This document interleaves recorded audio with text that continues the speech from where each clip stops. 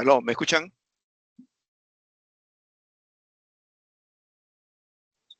Sí, doctor.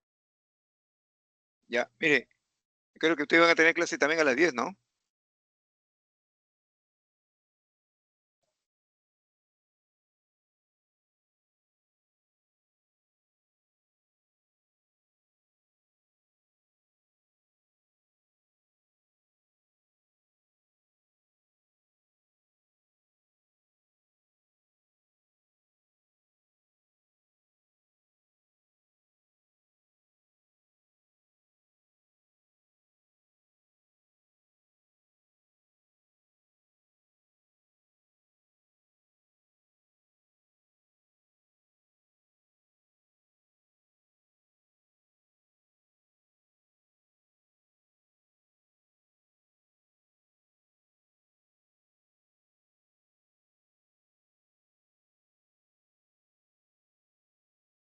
Bien, ¿están viendo lo que estoy compartiendo en pantalla? Sí, doctor, sí se puede ver. Ya, bueno, mire, el tema de hoy día está relacionado con el estudio de enfermedades infecciosas de origen tropical, ¿no? Es importante considerar que últimamente están reemergiendo muchas enfermedades de origen tropical, sobre todo, que se pensaban que ya estaban controladas. Lo que sucede que en los últimos 30 años ha surgido un proceso acelerado de modificaciones a nivel mundial. Ya ustedes entienden que el fenómeno este de la globalización, ¿no?, que se desarrollaba en la economía, también ha influido en nuestro modo de vida, ¿no? Se han creado nuevas ciudades, ha habido un periodo de tala masiva de árboles, etcétera, etcétera, que ha producido deforestación y por lo tanto eh, incrementado la exposición a vectores, ¿no? Eh, Insectos que tenían un hábitat natural han tenido que migrar a otro sitio y producir una invasión, ¿no? Eh, la industrialización del campo también se ha traducido en prácticas de mejoramiento agrícola, eh, formaciones de infraestructura para irrigación, etcétera, etcétera. Entonces, todo ello ha generado, en primer lugar, hacinamiento de la población, ¿no? Entonces, eso ha influido en el desabastecimiento de los sistemas de alcantarillado, de agua, drenaje, ¿no?, recolección de derechos sólidos, ¿no? Eh, la migración misma ha conducido a que aparecieran los portadores de diferentes enfermedades, ¿no?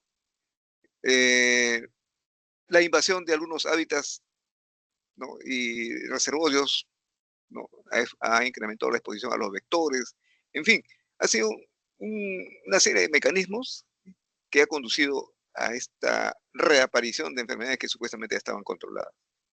Aquí lo que vamos a tratar básicamente son el dengue, la fiebre amarilla, el paludismo, ¿no?, y algunas otras más, que es importante que ustedes eh, repasen, digamos, con la finalidad de tomar en cuenta cuáles son los estudios de laboratorio necesarios para estos casos, ¿no? Entonces empecemos con el dengue clásico, ¿no? En primer lugar, está causado por un virus, un flavovirus, ¿no? Eh, bueno, de la familia, ¿no?, Flaviridae, y su clasificación está dentro del grupo de los arbovirus, ¿no?, transmitido por mosquitos. El mosquito hembra es precisamente la que transmite, ¿no? Su núcleo está compuesto por un ARN, ácido ribonucleico, de una sola hebra, ¿ya? Se han identificado 4 serotipos y todos ellos tienen características de mayor o menor patogenicidad. La infección de un serotipo produce circunstancialmente una reacción cruzada, pero transitoria, eso también es importante recordar, ¿no? Y su estructura del nucleocápside está compuesta por proteínas que van a dar origen a las membranas, ¿no? Y por otro lado, las llamadas también proteínas no estructurales, que precisamente han servido también para la clasificación de estos serotipos, ¿no? Bueno, cada serotipo entonces proporciona una inmunidad específica para toda la vida, se puede decir así, ¿no? Pero también hay una inmunidad cruzada, pero es a corto plazo, desaparece inmediatamente, ¿no? Todos los serotipos pueden causar una enfermedad grave y mortal, eso sí hay que tomarlo en cuenta, ¿no? Dentro de los serotipos hay variación genética, ¿ya? Bueno, las variantes genéticas, pues, al parecer, unas son más virulentas que otras, o tener un mayor potencial epidémico, ¿no?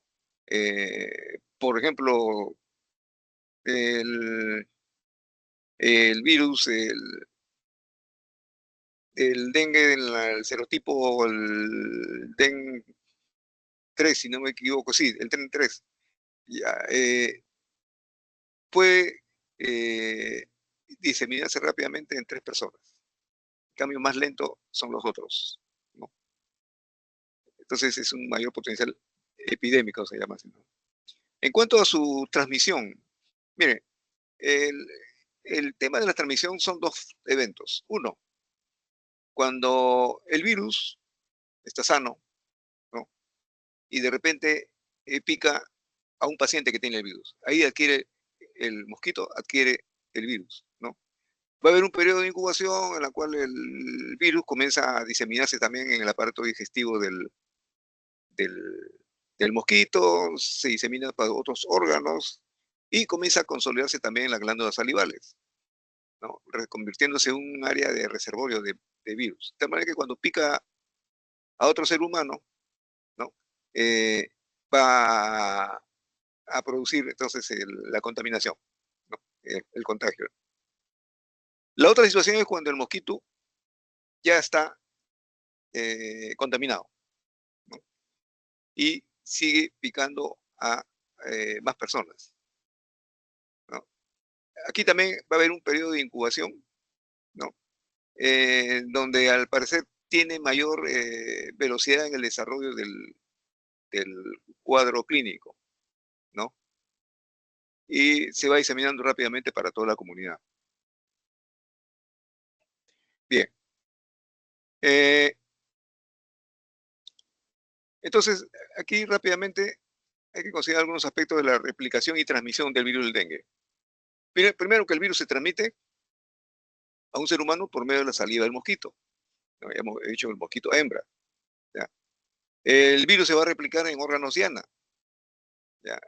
Básicamente estamos hablando del sistema mononuclear fagocítico, las glándulas salivales, ¿no?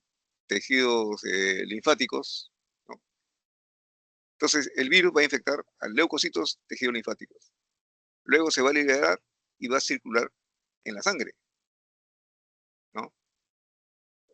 Un segundo mosquito ingiere el virus junto con la sangre, ¿no? El virus se va a replicar en la zona embrionaria del tubo digestivo del mosquito y en otros órganos, y va a infectar a las glándulas salivales también, ¿no?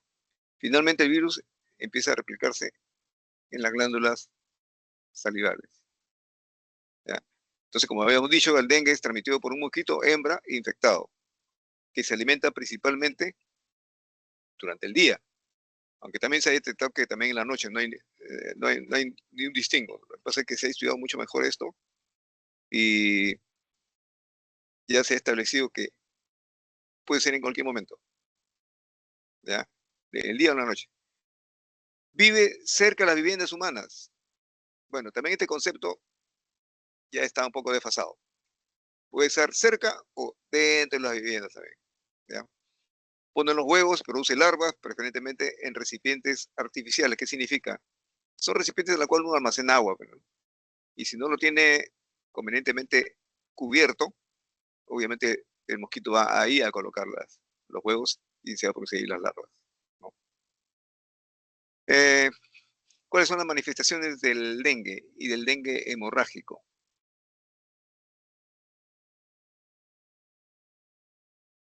Esto es importante considerarlo porque los estudios de laboratorio van en función a esto. Sangrado. A ver, ¿alguien tiene su micrófono que lo apague? Ya, bien, los síndromes clínicos del dengue. Fiebre indiferenciada. Puede pasar como una gripe. Bueno, la fiebre del dengue ya es un poquito más grave eso, ¿no? Y el dengue hemorrágico se caracteriza ya por alteraciones de la hemostasia, petequia, gingivorragia, epístasis, ¿no?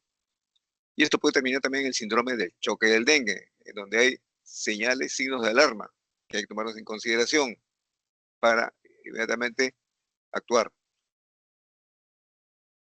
Bien, ¿cuáles son las características clínicas de la fiebre del dengue? Primero, la fiebre va acompañada de dolor de cabeza, dolores sociomusculares, ¿no? Sensación de náuseas o vómitos inclusive. Puede haber erupciones cutáneas, ¿no? Y algunas manifestaciones hemorrágicas, ya le mencioné, epístasis, gingivorragia, petequias, ¿no? Son señales de alarma frente a un cuadro clínico caracterizado por fiebre, dolores musculares y sobre todo el entorno epidemiológico, ¿ya?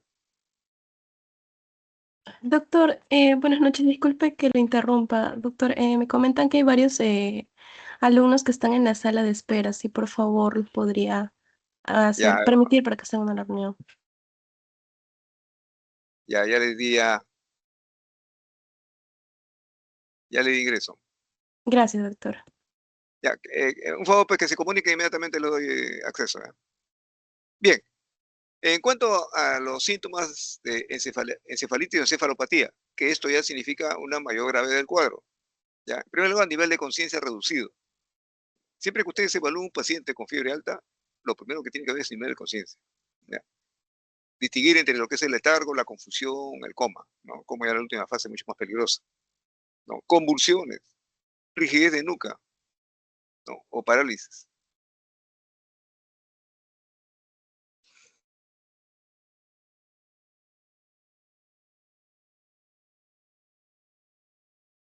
Bueno, las manifestaciones hemorrágicas, hemorragias cutáneas, ya hemos hablado de las petequias. A veces las petequias pueden ser confluyentes, puede llegar a púrpuras, equimosis, ¿no? Sangrado gingival, gingivorragia, epístasis, sangrado nasal, ¿no? Sangrado gastrointestinal, ya eso sí es ya mucho más peligroso. A veces hay un vómito que le llaman un vómito porráceo, color marrón, ¿no? Es sangre que ya ha sido digerida, ¿no? Hematemesis, melena, ¿no? Hematoquexia, ¿no? Deposiciones con eh, presencia y sangrado. Hematuria, aumento del flujo menstrual. Eh, definición de caso clínico para el dengue hemorrágico, que es lo más grave. ¿Ya? Aquí es necesario 4 criterios. En primer lugar, considerar la fiebre o historia reciente de una fiebre aguda. Manifestaciones hemorrágicas, ya le he dicho, petequias, ¿no? Gingivorragia, epístasis. Eso es señal de que hay vasos de pequeño calibre que están deteriorándose. ¿Ya? ¿Y eso por qué? Porque las plaquetas están disminuidas. ¿Ya? Cuando el paciente comience a llegar a 100.000, ¿ya? Y comienza el descenso, esa es una señal de alarma. ¿Ya? La evidencia de que hay un incremento en la permeabilidad capilar. ¿Cómo se determina esto? Porque el hematocrit está elevado, ¿ya? 20% o más sobre lo que es normal. ¿Ya? ¿Qué significa? Que el líquido intravascular está perdiéndose, ¿no? De repente está yéndose al área intersticial, ¿no? Concentración de albumina disminuida, derrames pleurales y también de otras efusiones, ¿no?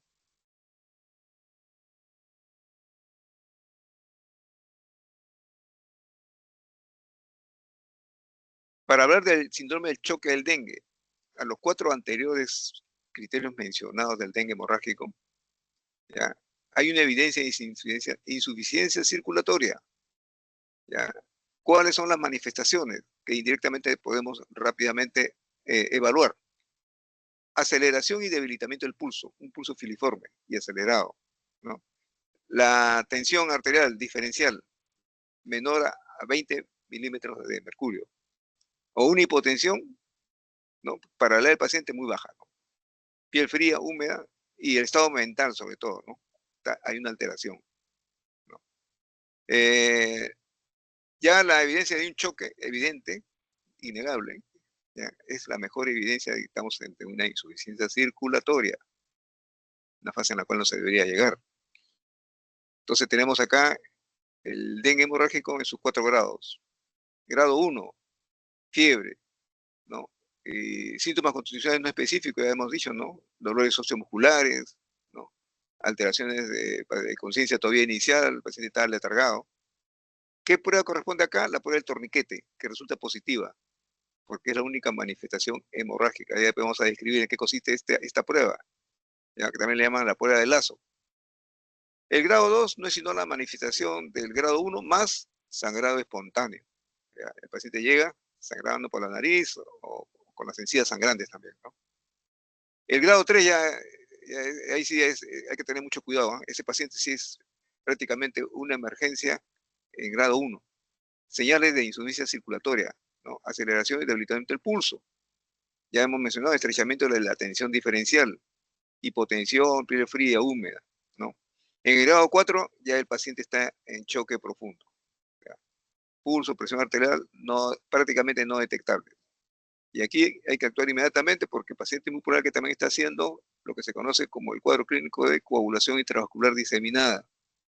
Si no actuamos inmediatamente, el paciente se nos va. Bien, señales de alerta en el dengue hemorrágico. Dolor abdominal, intenso y mantenido, vómitos persistentes, cambio abrupto de fiebre a hipotermia. Ojo, esta es una manifestación que a veces uno, si no está atento, puede tomar en cuenta como si fuera un síndrome de respuesta inflamatoria sistémica común y corriente, y no se dan cuenta que frente a un antecedente epidemiológico estamos ante una manifestación más de peligro en un dengue hemorrágico, ¿no?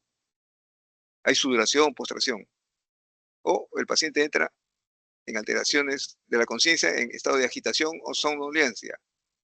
A ver, ahorita vamos a ver cuántos hay afuera esperando.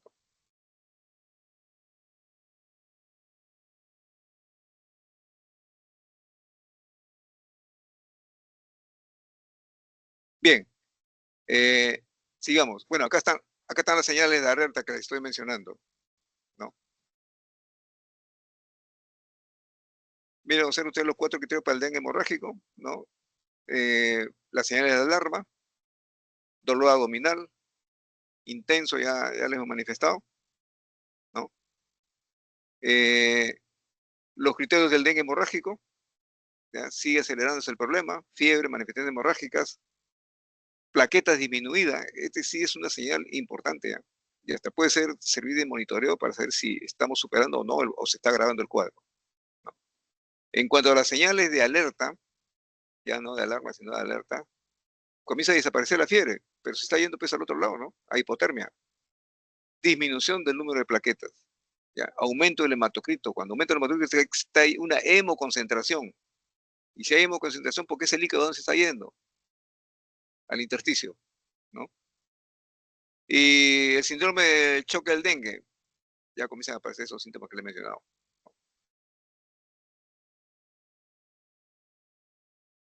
Bueno, este es prácticamente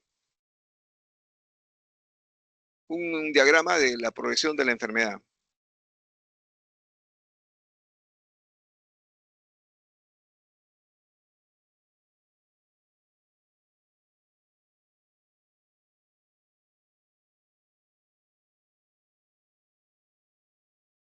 Entonces observen ustedes, ¿no? Lo primero que van a observar ustedes es disminución del hematocrito, ¿no? Observen después cómo la tensión diferencial también va alterándose, ¿no? Y la diastólica. Observen bien hasta dónde puede llegar, ¿no?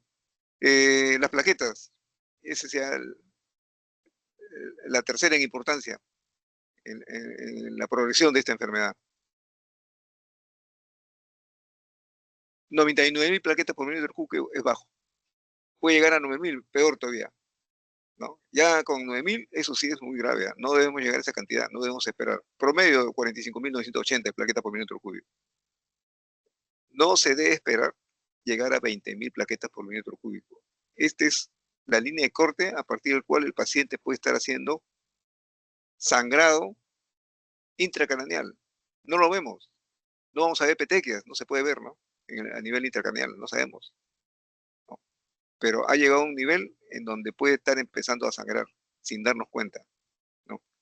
Y cuando el paciente de repente su vista va a la mirada, hacia arriba, ¿no?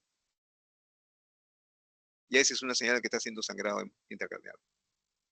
Entonces, repito nuevamente, esta es la tercera señal que nos habla de que hay un agravamiento, ¿ya? Y miren el hematocrito, sigue bajando. Bien.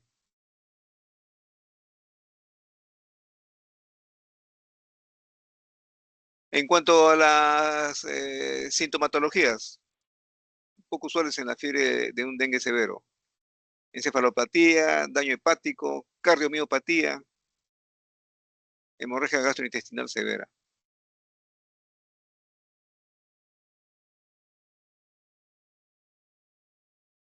Ya, la prueba del torniquete, mire, la prueba del torniquete básicamente consiste en lo siguiente: en un manguito donde se toma la presión, ¿no?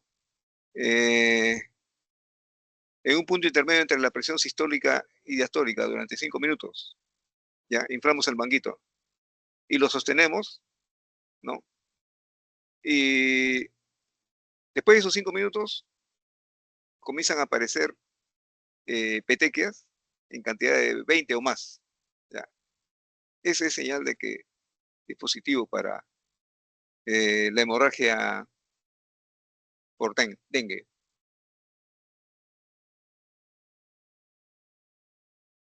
¿Qué otras laboratorios nos pueden ayudar? Bueno, en primer lugar, un hemograma, ¿no? Hay leucocitosis, después cae inmediatamente después de una leucopenia, plaquetas que comienzan a disminuir, el hematocrito disminuye, albúmina de igual manera. Las pruebas de función hepática, sobre todo las transaminasas, comienzan a alterarse. Si usted le toma el tiempo de protrombina, aunque parezca mentira, es la primera señal también de que el hígado está entrando en insuficiencia hepática. Orina, es importante ordenar ahí un análisis de orina para verificar si hay hematuria microscópica. Estas son las pruebas de laboratorio clínico de orientación global. Las pruebas específicas consisten en aislar el virus, ¿no? Y hacer un estudio serológico, ¿ya? El diagnóstico del dengue, definitivamente hay que encontrar el virus. No hay otra manera, ¿no? Entonces, cuando pregunte cuál es la prueba doctor para el diagnóstico del dengue, aislar el virus para determinar el serotipo, en primer lugar. Puede haber pruebas de ELISA, ¿no?, que nos va a ayudar a detectar la inmunoglobulina M, ¿no? Y también ya han llegado a un diagnóstico mucho más fino y rápido para detectar inmunoglobulina G, ¿no? Son pruebas de quimioluminiscencia que prácticamente en una hora tiene ya el diagnóstico.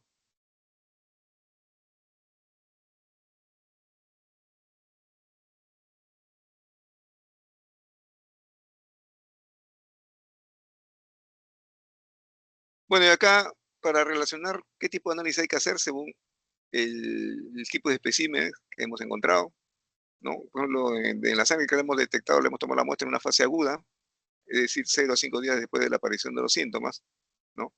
Se aísla el virus para hacer un estudio serológico, ¿no? En la fase de convalescencia, es decir, más de 6 días después de la aparición, o entre los 6 y 21 días, ya, el estudio solamente es serológico, ya no vamos a encontrar el virus.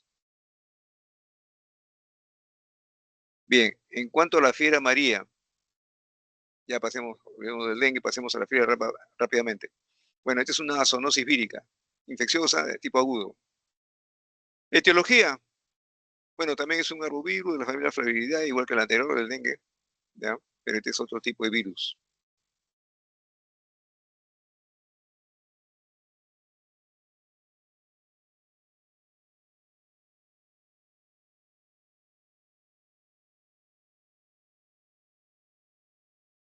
En cuanto a la distribución, bueno, en las regiones tropicales de América Latina, ¿no? Básicamente estamos hablando de Bolivia, Brasil, Colombia, Ecuador, Perú, ¿no?, y en el África. Modo de transmisión, hay dos ciclos, el urbano y el selvático. El urbano transmitido por el Aegypti, ¿no?, de persona a personas usando como vehículo al mosquito. Y el selvático, bueno, transmitido por el Amagogus, el Sabetes, son mosquitos silvestres de animal a persona. Acá la incubación, el hombre de 3 a 6 días después de ser picado. El mosquito, cuando pica, también se contagia, se contamina. Su periodo de incubación de 9 a 12 días. El 50% van a morir a los 7 días y el 95% mueren en un mes, ¿no? La inmunidad que se adquiere, bueno, es una inmunidad natural, pero es de alto riesgo si no nos hemos vacunado, ¿no? Cuando es natural, bueno, es permanente. Y si nos vacunamos, bueno, la inmunidad puede durar de 30 a 35 años. La letalidad entre el 20 y 50% de la población, ¿ya? El paciente fallece generalmente entre el 7º y 10º día. En cuanto a la vigilancia epidemiológica, es importante tomar en cuenta esto, ¿ya? Hay que inmediatamente reportar estos casos, y el reporte debe incluir, pues, definición de casos, ¿no? Los síndromes febriles ictéricos hay que tomarlos en cuenta cuando empiecen estas epidemias, ¿no?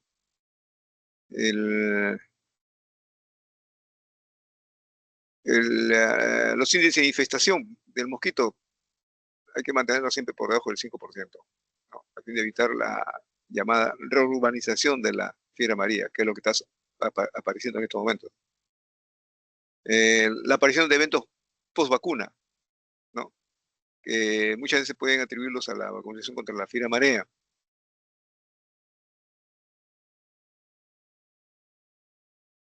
Considerar que el periodo de infección de 3 a 4 días, ¿no? Ya en sangre está el virus, es posible detectarlo para hacer un estudio de aislamiento. Y en el examen clínico vamos a encontrar fiebre entre 39 a 40 grados centígrados, ¿no? El paciente está soporoso, ¿no?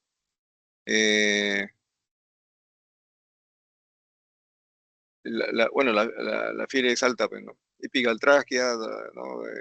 Hepatomegalia dolorosa, ¿no? Las transaminasas se elevan, ¿no? Y la ictericia, que nos hablan de una disfunción eh, hepática tardía. Ya en el periodo de remisión tenemos descenso de la fiebre y los síntomas, ¿no? Es un periodo muy breve. Hay lo que le llaman también la infección abortiva anictérica. Y en eso sí hay que tener cuidado para no confundirse cuando es la fase de inicio. En el periodo de intoxicación de 3 a 6 días hay fiebre, bradicardia, náuseas y vómitos, ictericia, oliguria, signos de hemorragia. La falla multisistémica va a comprometer al hígado, riñón y corazón. Entonces, es importante observar estos fenómenos, porque una vez que se instala la falla orgánica, el cuadro ya es muy grave. Estamos hablando entonces de repente del inicio de una coagulación intravascular diseminada, ¿no? Bueno, también hay un compromiso en el sistema nervioso central, ¿no? El paciente puede entrar en delirio, convulsiones, estupor, coma, ¿no? Cada una de estas fases nos indica que el cuadro prácticamente ha llegado ya a los niveles muy graves. Aquí es importante recordar algunas clasificaciones para la hora del reporte. ¿Qué cosa es caso probable? Paciente con síndrome febril de inicio brusco, cefalea, dorsalgia, inyección conjuntival, ¿ya? Y si encontramos ictericia en piel y mucosas con trastornos hemorragíparos, ¿no? Más en la zona endémica, hay que hablar de caso probable. Caso confirmado, en primer lugar, si aísla el virus, igual que el dengue. El diagnóstico es con aislamiento de virus, porque la sintomatología es general. Claro, el antecedente epidemiológico también ayuda, pero si no aislamos el virus, no podemos definir todavía si estamos ante fiebre amarilla. Detección de anticuerpos, inmunoglobulina M o inmunoglobulina G. Antígenos que se pueden detectar por la metodología de inmunistoquímica, ¿no? También el material genético puede ser identificado por el método de la reacción en cadena de la polimerasa, que es mucho más sensible, y de recomendación para estos casos, ¿no? Porque si no encontramos muchos virus, pero basta con que encontramos 4 de esos y inmediatamente metodología de reacción en cadena de la polimerasa comienza a duplicarlo hasta considerar ya un material apto para hacer un estudio ya de laboratorio. El diagnóstico diferencial, todas las enfermedades icterohemorrágicas necesariamente tenemos que tenerlos en cuenta, ¿no? Para hacer el diagnóstico diferencial. ¿Quiénes son estos casos? Tenemos acá la hepatitis viral,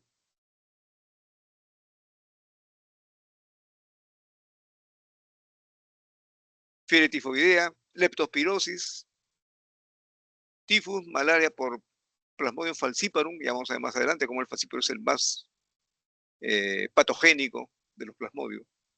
Bartonellosis, que también está reemergente, se pensaba que ya estaba ya controlado. Hacía décadas que no encontramos casos, ya se está encontrando nuevamente.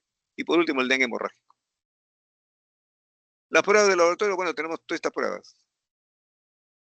Hemograma, bioquímica, tiempo de coagulación, estudio de orina, el estudio serológico, reacción en cadena de la polimerasa, estudio del virus por el método de ELISA o por su confirmatorio que es el Western blot.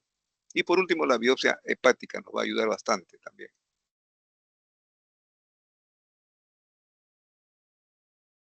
¿Qué vamos a encontrar en el hemograma?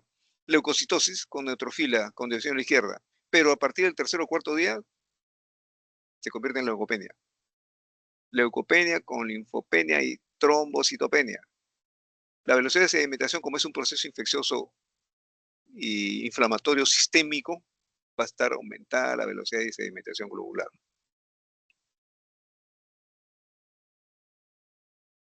El fibrinógeno, los factores de coagulación comienzan a disminuir, se están consumiendo, ¿ya? Y esto sí es grave, porque esto es indicador de que estamos ante un síndrome de respuesta inflamatoria sistémica que puede evolucionar rápidamente a coagulación intravascular diseminada. Aumento de las enzimas hepáticas, ¿ya? Lo que nos está hablando acá es que hay destrucción de los hepatocitos. Aumento de la bilirrubina directa, ¿no? Urea y creatinina muy elevadas, de 5 a 6 veces. Y las pruebas coagulométricas nos hablan de una aceleración de estos tiempos, ¿no? El tiempo de trombina parcial activado, el tiempo de protrombina, el tiempo de trombina también, ¿no? Y si uno hace un dosaje de factores de coagulación, el 2, el 5, el 7, el 9, el 10, vamos a encontrar que se han consumido, están disminuidos estos. Aunque estas pruebas son muy tediosas, por eso hacerlo va a demorar tanto tiempo que de repente por otras vías hemos llegado al diagnóstico. En cuanto a la orina, ¿qué encontramos? Hematuria, cilindruria, ¿ya? Los cilindros básicamente hemáticos, ¿no? Albúmina, se está perdiendo también por orina, albúmina.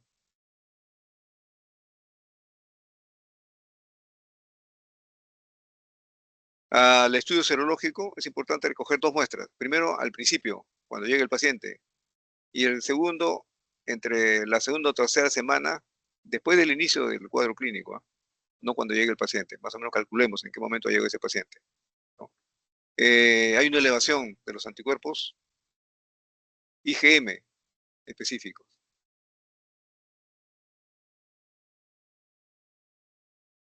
La reacción en cadena de la polimerasa, PCR, por si acaso no es proteína C reactiva. Cuando hablamos de PCR para estudio de virus, estamos hablando de reacción en cadena de la polimerasa, es una prueba de biología molecular, ¿ya? Lo que se busca es si existe o no ese ARN viral. Se puede también detectar por métodos de ELISA. Igual, se trata de buscar el ARN viral, pero si son muy escasos es probable que no, y que salga un falso negativo, ¿no? O produzca también una reacción cruzada, ¿no? El Western blot definitivamente es una prueba confirmatoria, pero de la ELISA, nada más. Insisto nuevamente, la reacción en cadena de la polimerasa es la que está mucho mejor avanzada en la prueba de detección.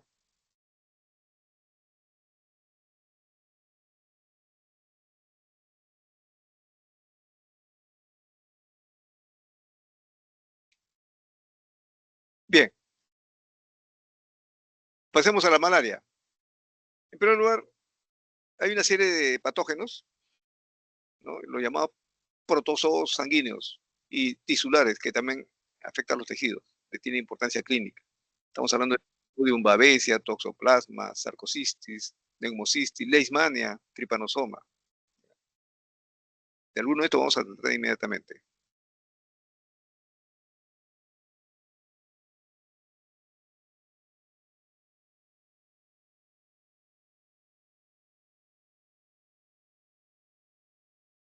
En primer lugar, la malaria, bueno, es una enfermedad en la cual el patógeno que determina esta enfermedad es el Plasmodium, ¿no? Y tienen muchas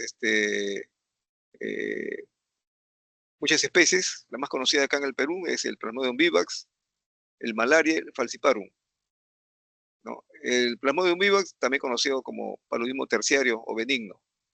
El ovale también es producido por el paludismo oval o terciario benigno. El malaria es una cuartana o Plasmodium palúdico, es el típico, ¿no? El que primero se conoce, pues se le llama paludismo palúdico. Y el Plasmodium falciparum, que es un paludismo terciario maligno. Este sí tiene gran malignidad. Bueno, acá solamente para recordar cómo hasta el año 2023 ha ido la evolución de los diferentes Plasmodium, ¿no? Observen en el 2018, 2019, 2020, bueno, cayó, pero cayó creo que por problemas estadísticos de la pandemia, no porque se haya controlado, ¿no? El Plasmodium falciparum. Los notificados están también ahí, observen ustedes, 2018, cómo ha ido cayendo, ¿no? No se ha reportado defunciones por este problema.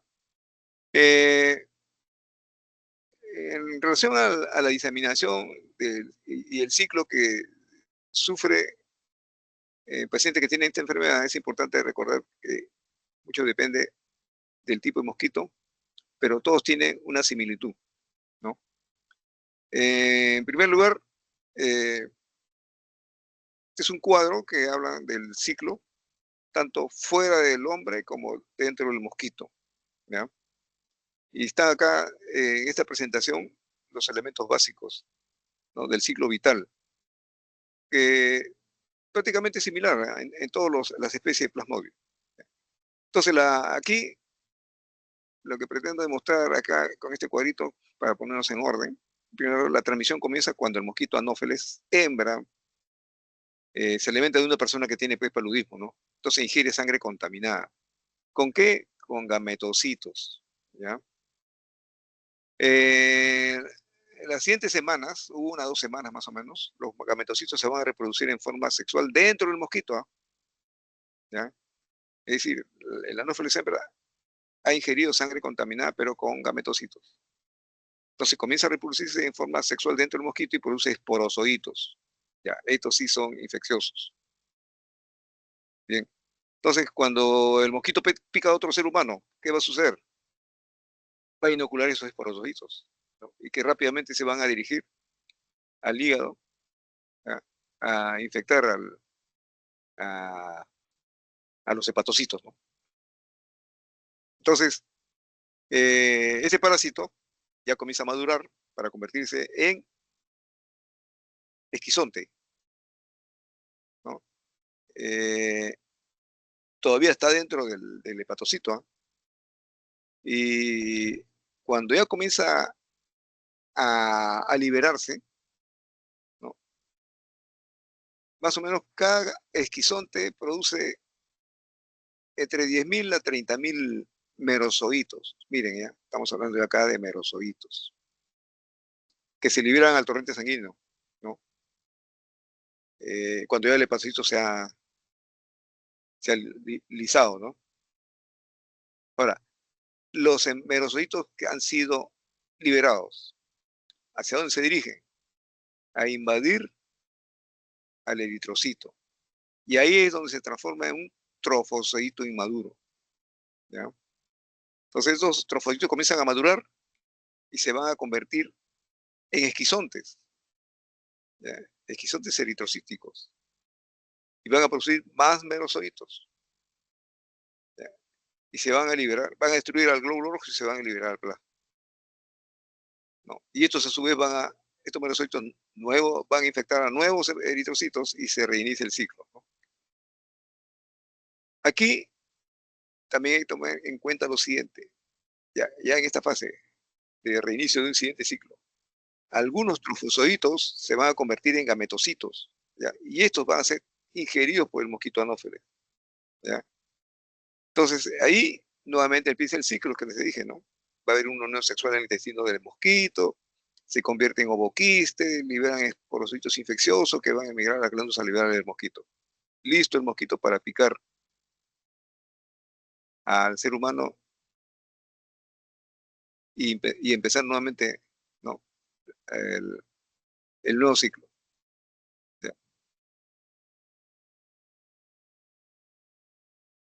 Bien, aquí algunas características clínicas, ¿no? Y de detección de laboratorio, que es importante que lo conozca. Por ejemplo, el Plasmodium falciparum. Miren, no muestra selectividad por ningún tipo de hematíes. ¿Qué significa esto? Los hematíes pueden ser jóvenes, envejecidos. Los jóvenes son más flexibles, los envejecidos son rígidos, ¿no? Bueno, el falciparum se adapta a los dos. No tiene selectividad por ningún tipo de hematía, ¿no? Y ya los múltiples porocitos van a poder invadir a un solo glóbulo rojo. Y uno solo como 3 o 4 nidos en una sola célula. ¿Ya?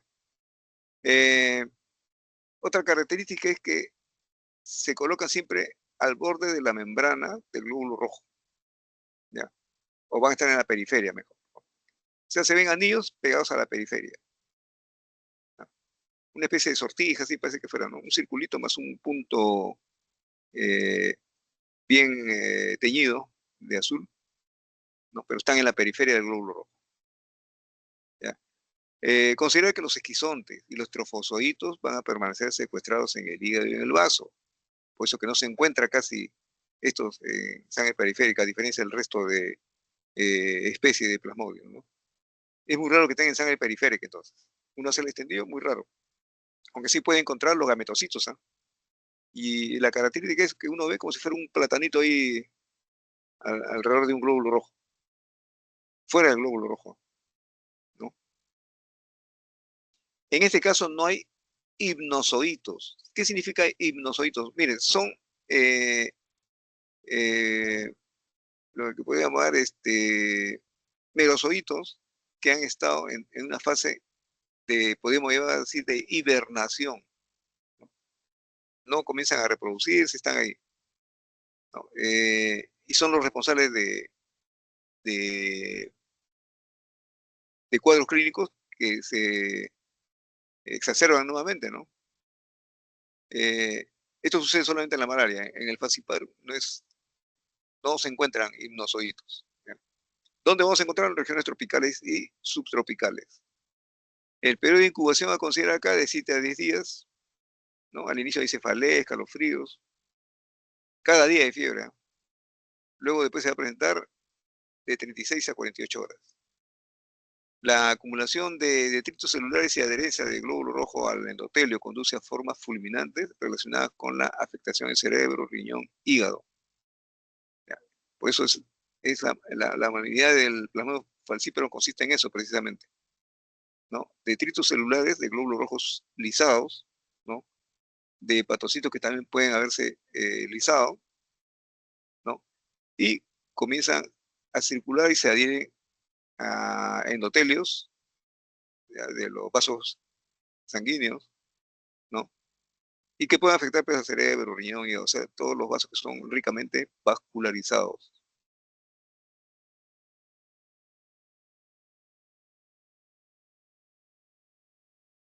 Bien, rápidamente, ya, miren, acá está, si ustedes observan acá que parece una semiluna, acá está, este es un gametocito de Plasmodium falciparum. Esto es frecuente encontrar. ¿Ya? Observen ustedes acá un glóbulo rojo con 2 especies de sortijas, ¿no? Esto no se ve en Plasmodium vivax, por ejemplo, ¿no? Entonces uno cuando ve esto ya, uno se da cuenta inmediatamente ante qué tipo de Plasmodium estamos. Bien, en cuanto al Plasmodium vivax, a diferencia del otro Plasmodium que no le interesa si son hematíes jóvenes o viejos, el Plasmodium vivax sí invade hematíes pero jóvenes, ¿ya? O sea, inmaduros, glóbulos rojos inmaduros.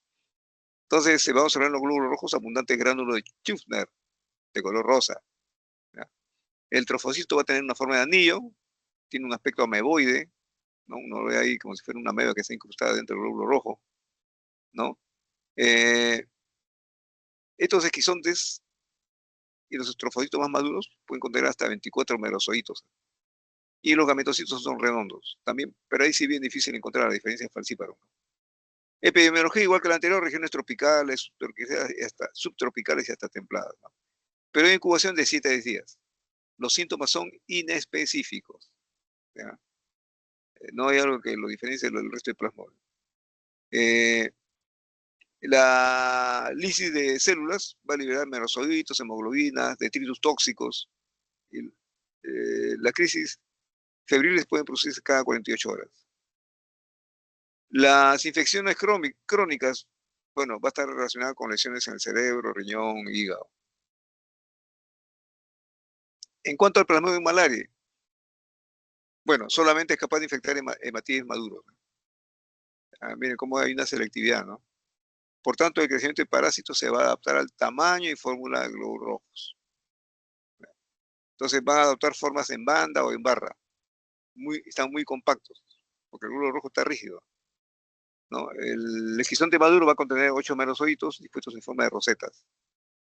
En la célula del hospedador, no es huésped, fue hospedador del paciente, se observan puntos rojizos, llamados puntos de Sigma. Tampoco, igual que el Plasmodium falciparum, no se encuentran hipnozoitos, ¿ya? Pueden sí observarse recrudescencias. Epidemiología, bueno, en climas templados, subtropicales, pero es poco frecuente. Periodo de incubación entre 18 a 40 días. Y la fiebre se va a repetir cada 72 horas. Si la crisis no es tratada, puede durar hasta 20 años el paciente con esta enfermedad. Bueno, ustedes tienen acá el Plasmodium vivax, ¿no? Miren ese gametocito, parece una ameba, ¿no? El trofosito, miren acá, solamente tiene una sortija, pero expandida en todo el citoplasma, que lo diferencia del Plasmodium falciparum.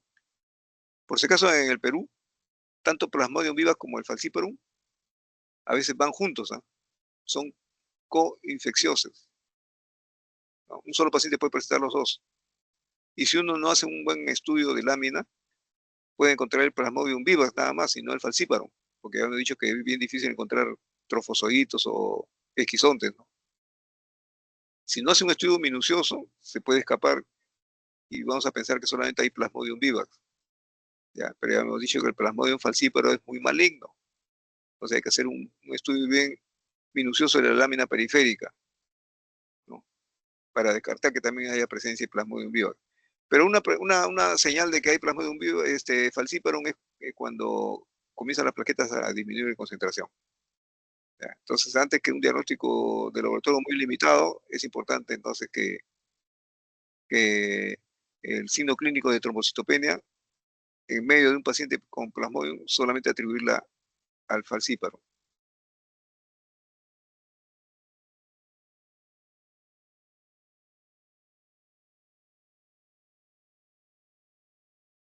Bueno, el malaria ya lo vimos. A ver,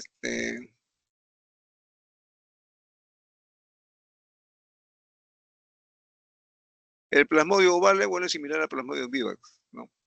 Y es selectivo entonces a glóbulos rojos flexibles, o sea, inmaduros, jóvenes, ¿no? Los hematíes adoptan una forma oval, por eso le llaman ovale, de ahí sale el nombre. Los puntos de Schuppner son color rosa pálido, ¿no? Están en el borde del glóbulo rojo, ¿no? Y tiene una especie de imagen de deshilachado, ¿no? El equisonte tiene la mitad de merozoitos del Plasmodium vivax, ¿no? Su epidemiología, bueno, está en África tropical, muy poco frecuente en Sudamérica, en Asia, ¿no? En cuanto a la sintomatología, es similar al Plasmodium vivax, fiebre, cefalea, escalofríos, sudoración. Si no hay tratamiento, espontáneamente las infecciones pueden durar un año.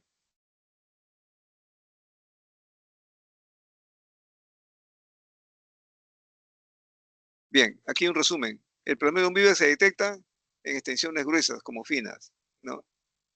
Y hay que tomar las muestras en los periodos de escalofríos y fiebre para el plasmodium vivax. Para el oval, bueno, se observan típicas células ovales con punto de Schubner y membrana celular deshilachada. Si hacemos una prueba serológica, es muy probable que haya reacción cruzada con otras especies, pues eso no tiene mucha utilidad. El plasmodium malaria se observa en barras y bandas, así como esquizontes en forma de rosetas en la lámina periférica. Y el Plasmodium falciparum se observan anillos característicos, varios de ellos dentro del glóbulo rojo, pero en la periferia, así como también gametocitos semilunares, que son característicos. Bueno, la leishmania, rápidamente, porque creo que ustedes van a tener su clase. Ya. Hay 3 subtipos: leishmania donovani, leishmania tropical y leishmania brasilensis, todos ellos con una clínica particular. La leishmania donovani va relacionada con leishmania visceral, también llamada calazar, fiebre gundum, etc. La tropical es la leishmania cutánea o úlcera oriental, o espundia también le llaman, ¿no?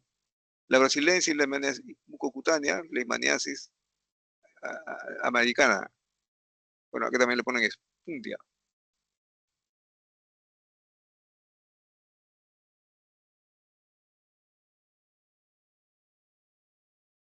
Solamente aquí existe una fase promastigota, ¿ya?, que tiene su flagelo y va a encontrarse en las glándulas salivales del insecto, el Phlebotomus verrucarum. Bueno, la infección se inicia cuando el insecto pica sobre la piel, ¿no? Ahí pierden su flagelo y pasan a la fase amastigoto y comienza a invadir el sistema mononuclear fagocítico, ¿no? Entonces, cuando el insecto pica a un paciente, ingiere amastigotos que se transforman en promastigotos, dividiéndose en el intestino medio por fisión binaria, se entiende, del insecto, ¿no? Al desarrollo se migra a la proboscis del insecto, preparándose para infectar a un nuevo huésped. Bueno, estos son unos síntomas de los diferentes tipos de leishmania, ¿no? La leishmania donovani, por ejemplo, su periodo de incubación dura varias semanas, hasta un año puede durar. Hay fiebre, diarrea, anemia, hepatosplenomegalia y lesión renal, ¿no? En la leishmania trópica, la incubación dura entre 2 semanas a 2 meses. ¿Ya? En el sitio de lesión hay una pápula roja, que luego comienza a ulcerarse y comienza la complicación. En la leishmania brasilensis, igual que la leishmania trópica, ¿no?, de 2 semanas a 2 meses. La pápula va a demorar entre semanas y meses, y la lesión se va a localizar en mucosas y áreas vecinas.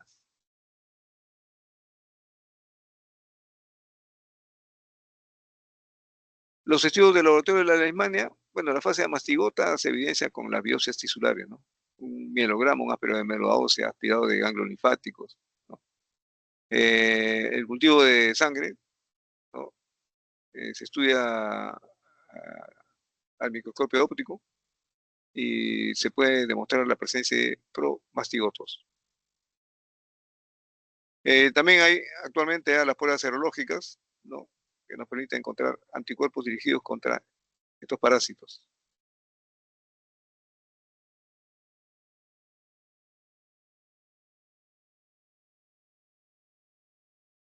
Bien. ¿Alguna pregunta acá?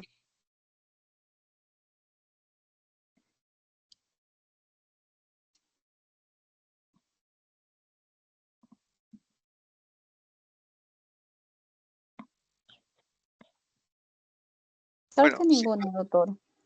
sí. Bien, yo creo que aquí quedamos. Ya, doctor, muchísimas gracias. Ok. Doctor, disculpe, ¿me pudiera enviar sus PPTs para de la segunda Para el unidad? examen. Sí, sí, Ajá, sí. sí. No, ya, también, voy a enviarlo, ¿ya? Y Muchas gracias, doctor. por si acaso, el miércoles va a ser el examen, ¿eh? Sí, doctor. Ok. Ya, doctor, muchísimas gracias. Ya.